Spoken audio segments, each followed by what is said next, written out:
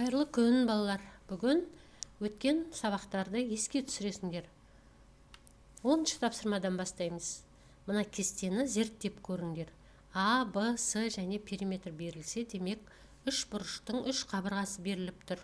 Біз периметрін тауып жазу керекпіз.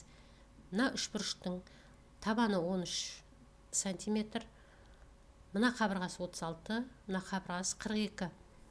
Демек периметрін табу үшін біз бұл үш бұрыштың қабырғаларын қосамыз.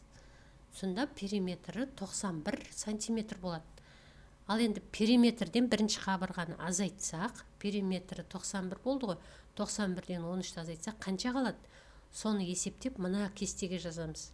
Сосын 91 сантиметрден 42 сантиметр азайтамыз. Екінші қабырғаның ұзындығын. Сол периметрден үшінші қабырғаның ұзындығын азайтып, мына кестеге жазамыз. Сен есептеген болсаң, өзіңнің жауаптарыңды тексеріп көр. 11-ші тапсырмада есепті шығарамыз. Бұл ситуациялық жағдай. Сыйымдылықтары 3 және 5 литр болатын екі ыдыс берілген. Сенің қолыңда екі ыдыс бар. Біреуі 3 литрлік, біреуі 5 литрлік. Осы ыдыстарды пайдаланып 7 литр суды қалай құйып алуға болатынын ойланып көр. Бірінші, 5 литрлік ыдысты суға толтырасың, оны 2 литрлік ыдысқа құясың. Сонда мынау 5 литр ыдысыңда 3 литр су алады. Әрі қарай қайтадан мына 5 литрлік ыдысыңды толтырасың, сосын жаңағы 2 литрлік ыдысыңдағы су мен 5 литрлік ыдысыңдағы суды қосып 7 литрлік ыдысқа құясың. Сонда 7 литр су құйып алуға болады екен. Осылай. Ал сен қандай нұсқа ойланып отырсың? Өз нұсқаңды достарыңмен бөліс. Тағы да ситуациялық жағдайға берілген есеп.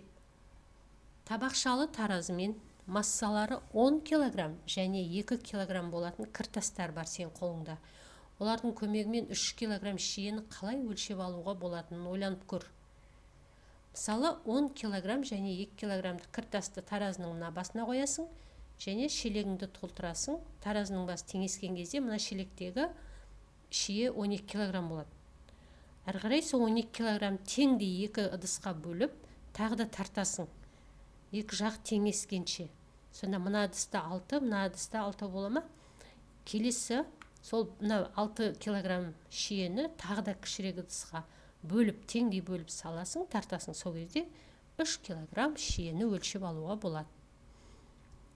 Осындай тәжірибелік есептерді жасап көр. Сосын периметрі 4 сантиметр болатын шаршы сызасың. Сен ол шаршыны сызу үшін бір қабырғасы 1 сантиметр болатын шаршы сызып ал. Сосын оның периметрін есептеп көр. Бір қабырғасы 1 сантиметр болатын шаршының 4 қабырғасы тең болады. Оларды қоссаң 4 сантиметр болады. Енді осы периметрі осы шаршыдан, осы 4 сантиметрден 8 сантиметр артық болатын шаршы сызу керек. Ол үшін 4-ке 8 қосасың 12. Енді бұл периметр 12 сантиметр болатын шаршының бір қабырғасы қанша болатын табу үшін 4-ке бөлесің. Сонда сен бір қабырғасы 3 сантиметр болатын шаршы сызады екенсің. Сендер осы сабақта жыл бойы өткен сабақтарыңды, тақырыптарыңды қайталап еске түсірдіңдер. Ал сендерге сабақ берген Гүлзина, Жақсылық, алдағы демалыстарың көңілді өтсін. Келесі жылы 3-ші сыныпта кездескенше сау болыңдар.